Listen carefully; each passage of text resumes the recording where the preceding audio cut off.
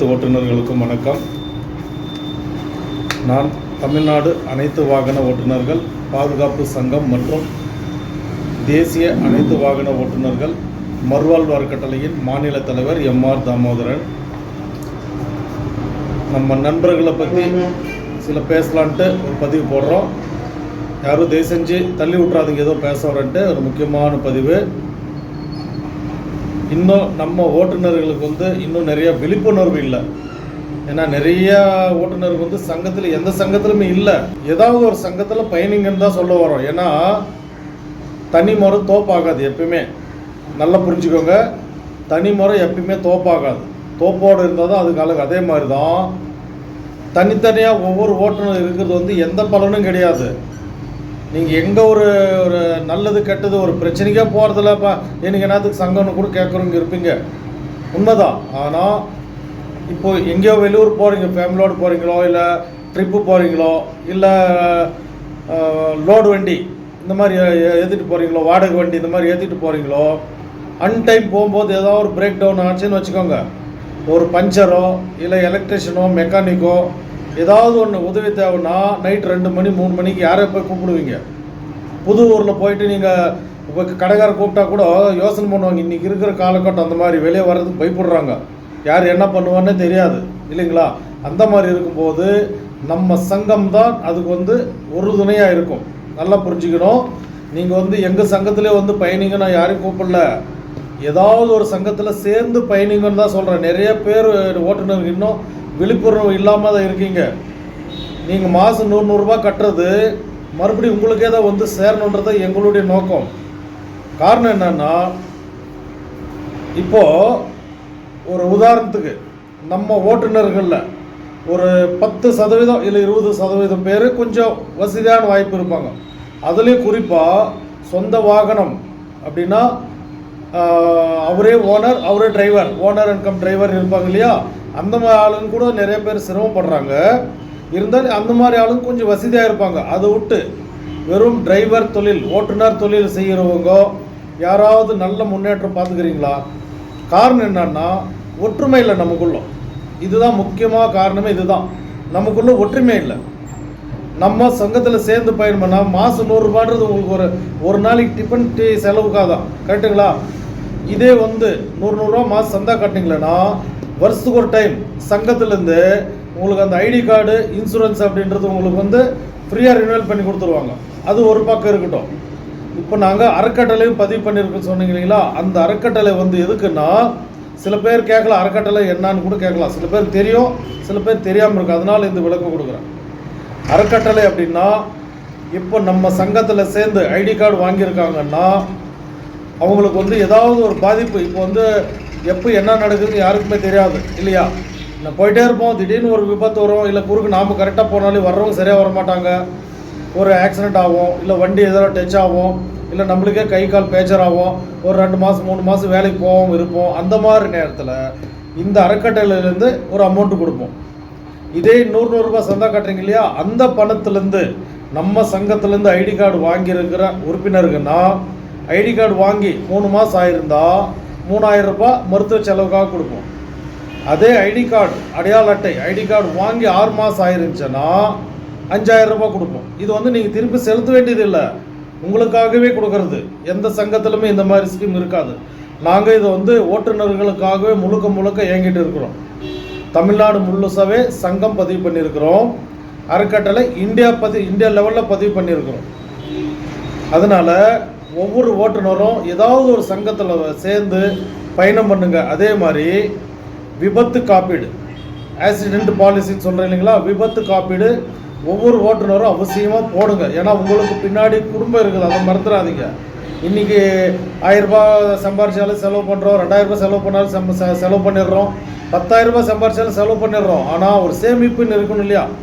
அதே மாதிரி ஒரு இன்சூரன்ஸ் போட்டு வச்சிங்களேன்னா நமக்கு ஏதாவது அடிபடும் போது 1 லட்ச ரூபாய் வரையிலும் மெடிக்கல் கிளைம் பண்ணிக்கலாம். இதே கொஞ்சம் ஜோறு அடிபட்டு ஒரு பகுதியும் நம்ம ஒரு கை ஒரு கால் வரல, வேலைக்கு போக முடியலனாக்கா 2.5 லட்ச ரூபாய் கிளைம் பண்ணிக்கலாம். இதே முழு ஊனம், புரியுதுங்களா? 2 கையோ 2 காலோ வேலை செய்ய முடியாது வச்சுனாக்கா அதுக்கு 5 லட்ச ரூபாய் கிளைம் பண்ணிக்கலாம். ஒரு வேளை டெத்து, மரணம், எல்லோரும் நல்லா இருக்கணும், யாரும் தப்பாக எடுத்துக்காதீங்க. இருக்கிற ஃபேக்ட் இதுதான். ஒருவேளை மரணம் ஏற்பட்டால் அவங்க குடும்பத்துக்கு 5 லட்சம் ரூபாய் இந்த இன்சூரன்ஸ் பணம் வந்து பெற்றுத்தரப்படும் நம்ம சங்கத்து மூலிமா. இது இல்லாமல் நலவாரியம் இருக்குது, பதிவு பண்ணின்னு வரோம். இது இல்லாமல் அறக்கட்டளை மூலியமாகவும் அவங்களுக்கு ஒருத்தவங்க இந்த மாதிரி இன்னும் நிறையா இருக்குது, சொல்லிகிட்டே போனால். ஒவ்வொரு ஓட்டுநர்கள் வந்து அடையாள அட்டை போடுங்க, ஐடி கார்டு முக்கியம். அதே மாதிரி இன்னொரு முக்கியமான விஷயம் என்னன்னா, இப்போ முன்ன வாகனம் பழுதாகின்னு சொன்ன இல்லைங்களா, பிரேக் டவுன் அன்டைமில் போகும்போது பிரேக் டவுன் ஆகுதுன்னு சொன்ன இல்லைங்களா, நம்ம இதில் வந்து டிஎன் ஹெல்ப்லைன் தளம் அப்படின்னு இருக்குது.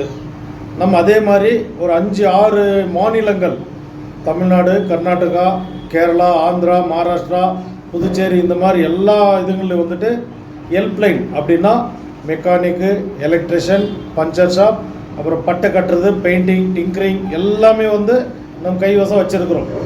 எந்த ப்ராப்ளம் அப்படின்னாலையும் உடனடியாக வந்து ஹெல்ப்லைன் மூலிமா நம்ம அந்த உதவிக்கரம் நீட்டின்னு வரோம். இது வந்து நீங்கள் எந்த மாவட்டம் இருந்தாலும் சரி, நீங்கள் ஒரு குறிப்பாக வந்து ஒரு சேலம் மாவட்டம்னு வச்சுக்கோங்க, நீங்கள் சேலம் மாவட்ட குரூப்லேயே வந்து நீங்கள் பதிவு வைக்கலாம்.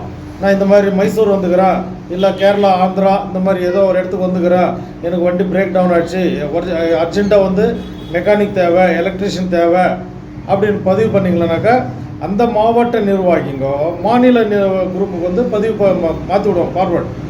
மாநில நிர்வாகிங்க உடனே எடுத்து அந்த இடத்துக்கு அவங்க டிரைவருடைய நம்பர் வாங்கி அந்த ஹெல்ப்லைனை வந்து பூர்த்தி பண்ணுவாங்க உடனடியாக. இதை வந்து அப்படி இல்லைன்னா நைட் ஃபுல்லும் நம்ம அங்கே தான் தங்கியிருக்க வேண்டி வரும். இதனால் நிறைய பெனிஃபிட் இருக்குது. இதை கொஞ்சம் எல்லோரும் பயன்படுத்திக்கோங்க. யாரும் வந்து அலட்சியமாக இருக்காதீங்க. காலம் வந்து ரொம்ப குறுகியமாக இருக்குது, கரெக்டுங்களா? சொல்கிறது நல்லா புரிஞ்சுக்கோங்க. அதே மாதிரி நம்ம வாகன ஓட்டிகள், லாரி ஓட்டுறீங்க இல்லையா, பெரிய வண்டி ஓட்டுறவங்க ஒரு குறிப்பாக 40-50 ஸ்பீடில் தான் போவீங்க இல்லைங்களா. இதே நீங்கள் லெஃப்ட் ரைட் எடுக்கும்போது கட்டாயமாக 2 சைடு மிரர் பாருங்கள். பின்னாடி கார் வருதா, 2 வீலர் வருதா, என்ன வண்டி வருது அப்படின்னு பார்த்துட்டு, கண்ணுக்கு எட்டு தூரத்துக்கு வண்டி எதுவும் இல்லை குறிப்பிட்ட தூரத்தில் வராங்க அப்படின்னா லெஃப்ட் ரைட் இண்டிகேட் போடுங்க. இன்றைக்கி தெரிஞ்சு நிறைய பேர் இண்டிகேட்டர் போடுறது, அதுதான் ஒரு ப்ராப்ளமே. கட்டாயமாக வந்துட்டு இண்டிகேட்டர் போடுங்க, கை காட்டுட்டு அப்புறமா வண்டி எதுவும் இல்லை வரலன்னும் போது மெதுவாக ரைட்டோ லெஃப்டோ எடுத்துகிட்டு போயிட்டே இருங்க. அதே மாதிரி கார் ஓட்டுறவங்க கட்டாயமாக வந்து சீட் பெல்ட் போடணும், மிக மிக அவசியம். ஏன்னா நாளைக்கு வண்டி பிரேக் டவுன் ஆச்சு, இல்லை ஒரு ஸ்கிட் ஆச்சு, இதனா கூட அந்த சீட் பெல்ட் உங்களை காப்பாற்றும். புரியுதுங்களா? அந்த சீட் பெல்ட் உங்களை காப்பாற்றும். அதனால் சீட் பெல்ட் போட்டுன்னு ஓட்டுங்க. அதே மாதிரி மிதமான வேகம், அதிகமாக ஸ்பீடு போகாதீங்க. நல்லா ஒரு சின்ன விளக்கம் கொடுக்குற பாருங்க. இப்போது ஒரு 50 ஸ்பீடில் போயிட்டு இருக்கிறீங்கன்னு வைங்க, நீங்கள் அங்கே பிரேக் போட ஸ்டார்ட் பண்ணிங்களன்னா முன்னாடி போயிட்டு 50 அடி போயிட்டு தான் வண்டி நிற்கும். அதுதானே கரெக்டான ஒரு பிரேக். புரியுதுங்களா? சடான் பிரேக் போடுறோம், அது வேறு. வண்டி வந்து ஸ்கிட் ஆகும், பின்னாடி இருக்கிறவங்களெல்லாம் தூக்கி அடிக்கும், அது கணக்கு வேறு. கரெக்டான பிரேக் அப்படின்னா நீங்கள் 50 ஸ்பீடில் போயிட்டு இருந்தால் பிரேக் போடும்போது முன்னாடி வந்துட்டு 50 அடி போய் நிற்கும். இதே வந்து ஒரு 80 அடி 80 ஃபீட் 80 ஸ்பீடில் போயிட்டு இருக்கிறீங்கன்னா 80 அடியில் போய் நிற்கும். 100 ஸ்பீடில் போயிட்டு இருந்தீங்களன்னா முன்னாடி 100 அடி போய் தான் நிற்கும். எதுக்கு சொல்ல வரேன்னா, நீங்கள் வண்டி ஓட்டும் போது முன்னாடி போகிற வண்டிங்களுக்கு ரொம்ப கேப் விட்டு போங்க, ரொம்ப அணைச்சி போகாதீங்க. நீங்கள் பிரேக் போட்டாலே தப்பிக்கிற அளவு இருக்கணும். குறிப்பாக இது வந்து முக்கியமான பதிவு, சிந்திச்சு பாருங்கள். போகும்போது முன்னாடி கேப் விட்டு போங்க. ரொம்ப அணைச்சி போகிறது, திடீர்னு லெஃப்ட் இண்டிகேட் போகிறது, லெஃப்ட் எடுக்கிறது, இண்டிகேட் போடாமல் எடுக்கிறது, இதெல்லாம் பண்ணாதீங்க தயவு செஞ்சு. பாதுகாப்பு அவசியம். நமக்கு பின்னாடி நம்ம குடும்பம் இருக்குதுன்றதை ரொம்ப ஒரு ஞாபகத்தில் வச்சுக்கின்னு வண்டி ஓட்டுங்க. அதே மாதிரி 2 வீலர் ஓட்டுறவங்க கட்டாயமாக ஹெல்மெட் போடுங்க. நான் லோக்கலில் வீட்டுக்கு தான் போகிறேன், இங்கேருந்து 1/2 கிலோமீட்டர் கடைக்கு போகிறேன், இதெல்லாம் ஓகே தான். ஆனால் குறிப்பிட்ட தூரம் போனால் கூட ஹெல்மெட் போட்டுன்னு போங்க.